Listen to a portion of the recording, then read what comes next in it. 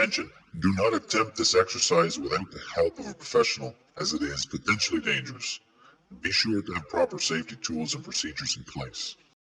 Hey there, it's Duke Ferguson, owner, CEO, and master trainer of Unleash Potential Canine Academy and creator of dog training Genesis. In this video, you're going to see one of the drills that I will do for some dogs that are actually reactive towards people.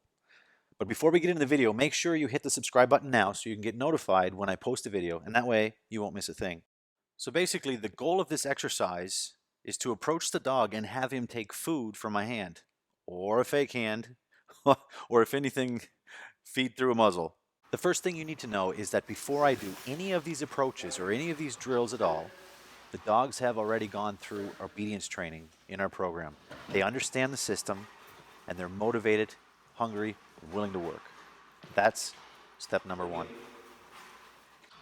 So the next thing I do is have them in a natural environment, either chilling out or playing, and then I come to the door. And once I bang on the door, the dog can bark and do whatever they want, that's fine. The owner sends them to place, like you see here. The dog must know place and it must be bomb-proof to stay there. And then I come in. The owner will go back to the dog, reward the dog a little bonus I call room service. He'll have the dog on the leash in the beginning for safety reasons, but it'll be loose. As you can see there, it's a loose leash. And the owner just tells the dog, good job for sitting.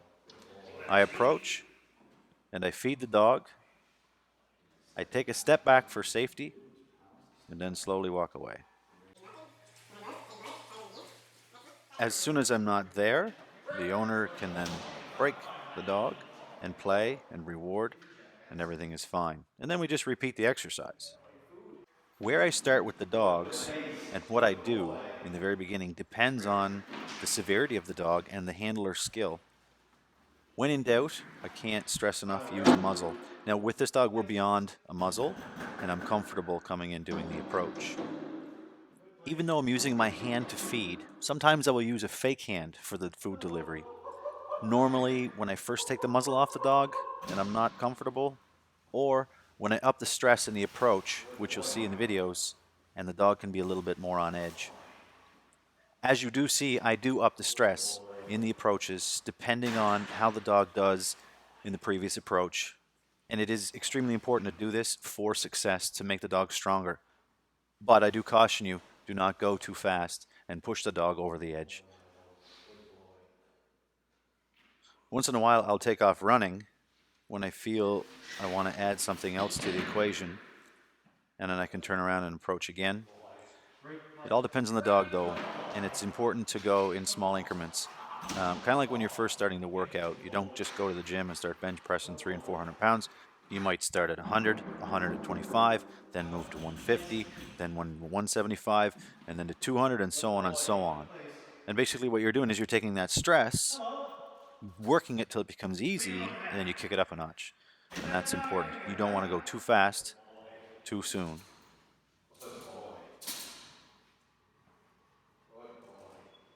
What's his name? So the whole time I approach, and then I'm walking in closer, I'm reading the dog, I'm reading his body language, I'm reading his eyes, you name it. And you've seen in one of the other previous sessions there, I threw the stick away. That's because I've seen the dog was just, I felt he wasn't going to be able to take it as good as I wanted, so I got rid of the stick. This time, I put some little bit more pressure on him, just like kicking it up a notch, and he did well. You know, I would have stopped. You're always assessing it. If I thought that the dog was going to blow up on me, then I would probably try and back off, but still keep some stress on. Like I said, the whole key is to create success in this. Like I said, this is not protection training. This is the opposite. This is actually giving them a mechanism to cope so they won't be reactive or aggressive or fearful in all those situations. And if they can handle things like this, the real world becomes much easier to work in. So when you're doing this exercise, it's important to increase the stress as things are going well, but it's also important to back off if you do add too much, or to not increase anything until the dog actually is doing well. Now, how do you know? You'll know they're doing well, and you can increase the stress of the situation when they start wagging their tail. You can tell they start leaning forward. There's not a lot of stress look in their face. They're definitely not reactive, and they're taking the food. Now, you'll see here, I have to back off. I'm adding a lot of stress and pressure to this dog, and he's actually doing extremely well. And it's not until I get really close into his face and I make him look into my eyes, and I've got quite a scary mask on, so I'm putting a ton of pressure on and stress on right now, hoping he's not going to react. And he does. He actually, I push him right to the edge, and he decides to go into avoidance. He comes off that place. Basically, what you do is you back off the stress. You back off, all right? Be less intimidating, all right? And don't move. You're going to be very careful. So you back off. Now, he was doing exceptionally well, so I backed off just a little tiny bit, and I expected less. And you don't proceed until he starts taking food.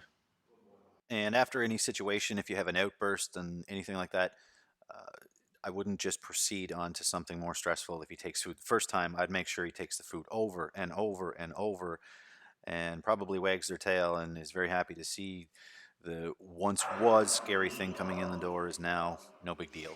Oh, good boy. Pet him and jump on that, break him when he leaves the door. Bye-bye. See you later. So I hope you found this video of value. I've had a lot of requests asking about what can be done to help dogs who are reactive and have different issues like that. So I just put this up. This particular dog doesn't show much reactivity here, but he's been in training for a long while and he's coming along very well. Keep in mind, this is only one of many things that can be done to help desensitize dogs to not only people, but really scary things that they perceive that are approaching or going by them. But once they learn to handle this and they can actually enjoy the foolishness that we give them and not care about any of these high levels of stress or scariness that we create, then the real world is actually quite often easier to deal with. Although there's always the odd trigger point to work on in different situations and places. If you have any issues with your dog and you're looking for a way to unleash your dog's potential, then head over to our website, upk9.ca or unleashpotential.ca, and find an Unleash Potential trainer near you. We can help, and my trainers care. And if you don't have a trainer, if we don't have a trainer in your area, then don't worry. That's what my Dog Training Genesis video training program is for. It is a complete, step-by-step, comprehensive program that will take you from start to finish. It's not a quick fix program. Head on over to upk9.ca or dukeferguson.com to get more information about Dog Training Genesis. And as always, thanks for watching. Don't forget to subscribe. We'll see you in another video.